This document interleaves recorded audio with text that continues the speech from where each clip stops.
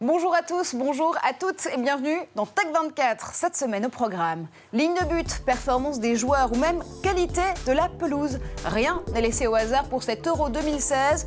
Comment la technologie change le foot? On chausse les crampons connectés et c'est dans un instant.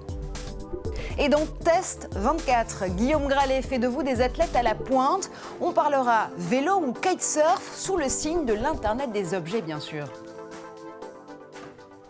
Mais d'abord, l'Euro fait sa fête au foot en France et pour que les matchs soient dignes de cette compétition, les organisateurs misent sur des pelouses de haute précision. Ouais, je vous jure, une pelouse high-tech, ça existe. Démonstration avec Cécile Adobati.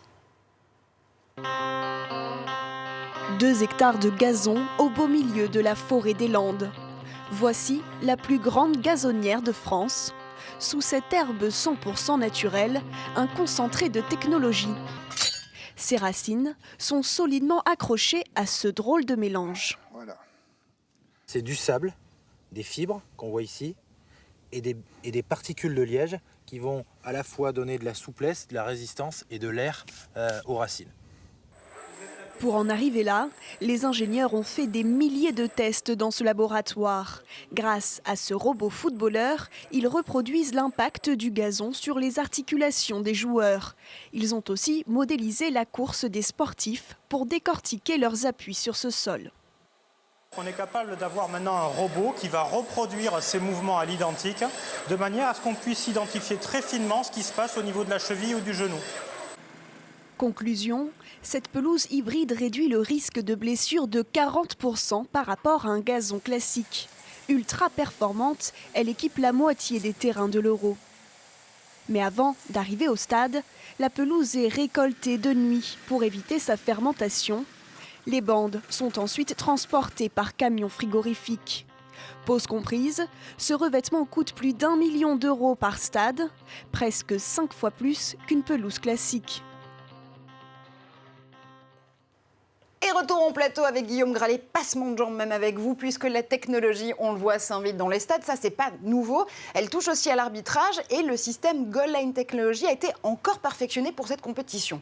Oui, l'idée, en fait, c'est d'aider l'arbitre qui ne peut pas tout regarder, de lui éviter, en fait, de manquer un but, par exemple. Alors, ce qui est intéressant, c'est que cette technologie se déploie sous différentes formes. La forme la plus connue, c'est l'installation de 7 caméras autour de chaque but. Ces 7 caméras vont filmer à très haute vitesse, jusqu'à 500 images par seconde, elles vont permettre de reconstituer une image par triangulation, c'est-à-dire qu'on va avoir une idée du mouvement du ballon en 3 dimensions. Une autre technologie, c'est celle de l'utilisation du champ magnétique. En fait, on va observer la variation du champ magnétique pour savoir où se situe exactement le ballon. Alors tout ça, ça coûte assez cher, ça coûte jusqu'à 200 000 euros par stade, mais l'idée, c'est bien sûr d'éviter tout but manqué, ou en tout cas toute erreur d'arbitrage. C'est arrivé en 2010, à l'occasion de la Coupe du Monde, lorsqu'un but a été refusé aux Anglais face aux Allemands.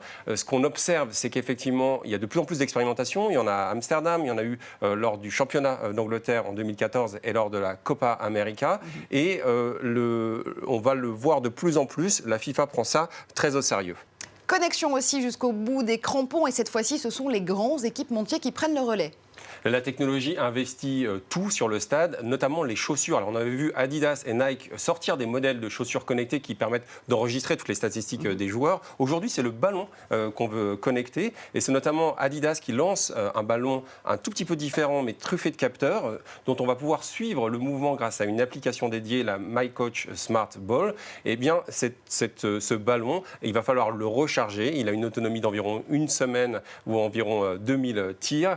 Mais on va vraiment arriver dans des matchs extrêmement monitorés, en fait. Bref, si je comprends bien, l'important, c'est pas forcément de gagner, mais c'est de se connecter. Justement, les techniques les plus pointues utilisées par les sportifs de haut niveau se démocratisent.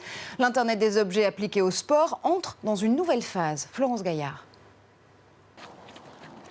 Pour son footing, Lucas a pour allié son smartphone, ou plutôt une application spécialement conçue pour les coureurs. Elle lui donne en temps réel la durée de la course, la distance et le dénivelé parcouru. Une sorte d'entraîneur 100% numérique. Moi, c'est plus pour moi, pour me dire à chaque fois, à chaque nouvelle course, je fais un truc encore mieux. Je fais soit 1 kilomètre de plus, ou alors je fais 10 minutes de moins en allant un peu plus vite pour la même distance. Comme lui, de plus en plus de sportifs sont connectés. Sur les terrains de golf, par exemple, un accessoire est indispensable, La montre GPS qui calcule la distance entre les trous. On démarre et puis ils nous disent qu'on est dans le golfe de Marly. Et on dit OK, et puis c'est parti, trou numéro 1, 2, 3, et ainsi de suite. Gauthier s'entraîne pour son prochain contre-la-montre et sur son vélo de compétition, pas moins de 3 capteurs numériques. Sur la roue, c'est pour calculer la puissance instantanée pendant que je roule. Le capteur de cadence, c'est pour connaître ma rotation par minute, pareil en instantané. Et le capteur de vitesse, pour connaître ma vitesse. Ces nouveaux outils sont indispensables aux professionnels parce qu'ils révolutionnent l'entraînement sportif. Les informations peuvent être consultées à distance, elles sont aussi plus précises. L'effort du cycliste est mesuré en watts comme un moteur électrique. Avant le capteur de puissance, on avait la fréquence cardiaque, mais beaucoup aléatoire, liée notamment aux conditions de l'athlète, au niveau météorologique, alors que là, nous avons vraiment, à l'instant T, l'effort fourni. Des données précieuses pour le sport, mais aussi pour le commerce. Une fois en ligne, elles peuvent être revendues par les sites qui les hébergent. Le sportif est un consommateur de choix et une cible privilégiée pour les démarcheurs. Et tout de suite, on fait debout des athlètes du quotidien dans Test 24.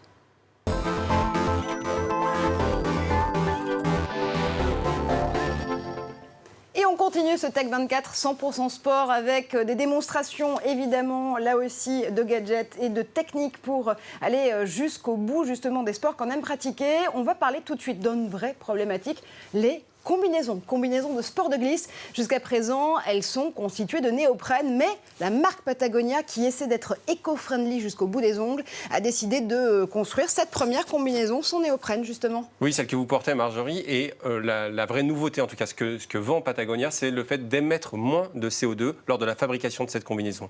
Ce qui est intéressant, vous l'avez dit, c'est que la connexion, elle va partout, elle va également sur les sports de glisse. Le kitesurf, vous savez, ce sport qui est bien aimé de tous les entrepreneurs, eh bien, on va pouvoir avoir une idée de sa performance. On essaiera cet été ensemble, si vous voulez. Il va falloir d'abord prendre des cours de kite au sol avant de penser pouvoir voler. Hein, voilà. On le dit tout de suite. Voilà, donc en fait, ce qui est intéressant, c'est que vous allez avoir en direct, en regardant tout simplement sur cet écran, ça a été inventé par la start-up Peak, vous savez, la start-up qui a connecté des clubs de golf, qui a connecté les raquettes de tennis. Eh bien, cette fois-ci, elle s'est alliée avec le fabricant allemand North Kiteboarding pour mettre au point un petit capteur qui va vous permettre d'avoir une idée de votre performance en direct. Cette performance, elle est ensuite enregistrée grâce à cet appareil qui résiste à l'eau. Elle sera retransmise sur une application mobile que vous pourrez ensuite partager. C'est donc un capteur à tout faire, à pouvoir mesurer tous les sports. On reste justement dans les sports aquatiques. Et cette fois-ci, on va parler de snorkeling. Oui, je vais faire de vous une randonneuse. Puisque vous avez déjà fait de moi une porteuse de combinaison, on va peut-être s'arrêter là pour aujourd'hui. Ça vous va très bien, Marjorie. Alors le snorkeling, la randonnée aquatique,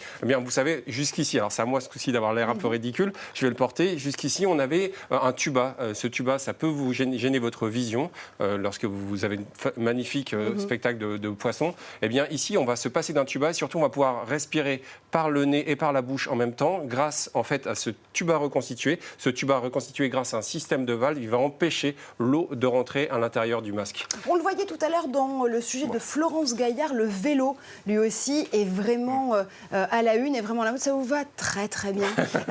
Cette fois-ci on va pédaler connecté évidemment avec tout un tas de vélos, des vélos électriques, des vélos aussi qui peuvent nous servir de GPS. Alors d'abord un petit cocorico, un nom japonais Haiku pour une start-up française qui a mis au point un petit boîtier que vous allez greffer grâce à un aimant sur votre vélo. Alors bien sûr, cet appareil électronique va vous renseigner, va vous dire où vous dirigez, mais il va vous permettre aussi de lire des SMS, c'est-à-dire tout simplement en balayant, en mettant votre main au-dessus de l'appareil, vous allez pouvoir avoir vos messages les plus importants, ce qui vous permet de vous concentrer davantage sur la route.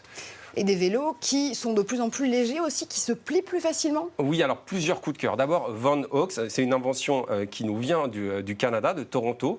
C'est un vélo qui est en fibre de verre, mais surtout, eh bien, des lumières LED vont vous indiquer le chemin à parcourir en direct. Là, on est vraiment dans l'aide du conducteur. Et puis, vous avez raison, un autre vélo qu'on aime beaucoup, qui s'appelle le G-Flu Bike. Lui, vous allez pouvoir le plier en moins d'une seconde. En tout cas, c'est la promesse. C'est la promesse de cette invention. Beaucoup séduit. Qui nous a beaucoup séduit, qui nous vient d'Argentine. Et puis, une petite innovation, il fallait vraiment y penser, c'est-à-dire que lorsque, là aussi on est dans des vélos connectés, lorsque vous vous éloignez de plus de 5 mètres du vélo, eh bien, les roues vont être bloquées. Bref, c'est un antivol assez performant. Une toute dernière chose qui est assez rigolote, ça s'appelle roue-in. Là, vous allez pouvoir greffer une roue électrique sur un vélo traditionnel. Bref, rendre votre vélo électrique. Et ce qui est assez intéressant, c'est que c'est fascinant, ça va vous permettre de vous dispenser des efforts, mais ça inquiète aussi la Fédération française de cyclisme, toutes les fédérations qui organisent des compétitions, parce que vous allez pouvoir masquer, comme lors de certaines compétitions,